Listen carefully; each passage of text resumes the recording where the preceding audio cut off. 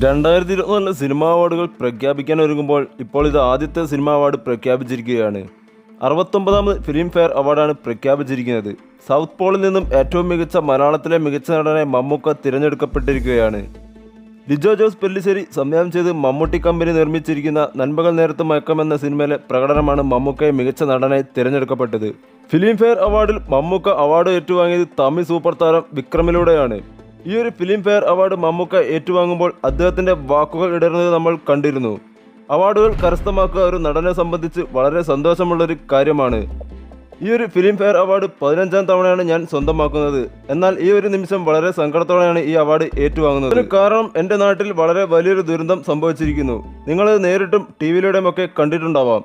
അവിടെയുള്ള ജനങ്ങൾക്ക് ഒരുപാട് സഹായങ്ങൾ ആവശ്യമാണ്. ഇവിടെ ഈ ഒരു വേദിയിൽ ഇരിക്കുന്നവരോട് ഞാൻ പറയുകയാണ്, നിങ്ങൾക്ക് കഴിയാവുന്നതുപോലെ അവരെ സഹായിക്കുക.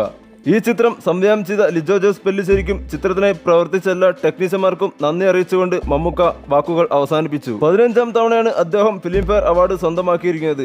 മലയാളത്തിൽ നിന്നുള്ള ലിസ്റ്റിൽ ജോജു ജോർജ് ഇരട്ടയിലെ പ്രകടനത്തിലൂടെയും തങ്കം എന്ന സിനിമയിൽ ബിജു മേനന്റെ പ്രകടനത്തിലൂടെയും ടോവിനോ തോമസ് 2018 എന്ന ചിത്രത്തിലൂടെയും പ്രശാന്ത് അലക്സാണ്ടർ പുരുഷപ്രേതം എന്ന സിനിമയിലൂടെയും മമ്മൂക്കയുടെ 2 ചിത്രമാണ് നോമിനേഷൻ ലിസ്റ്റിൽ വന്നത്: കാതൽ ദി കോർ, നൻപകൽ നേരത്ത് മയക്കം. മമ്മൂക്കയുടെ ഈ അവാർഡിനെ കുറിച്ചുള്ള നിങ്ങളുടെ അഭിപ്രായങ്ങൾ കമന്റ് ചെയ്യാവുന്നതാണ്. വീഡിയോ ഇഷ്ടമായി ലൈക്ക് ചെയ്യുക, ചാനൽ സബ്സ്ക്രൈബ് ചെയ്യുക.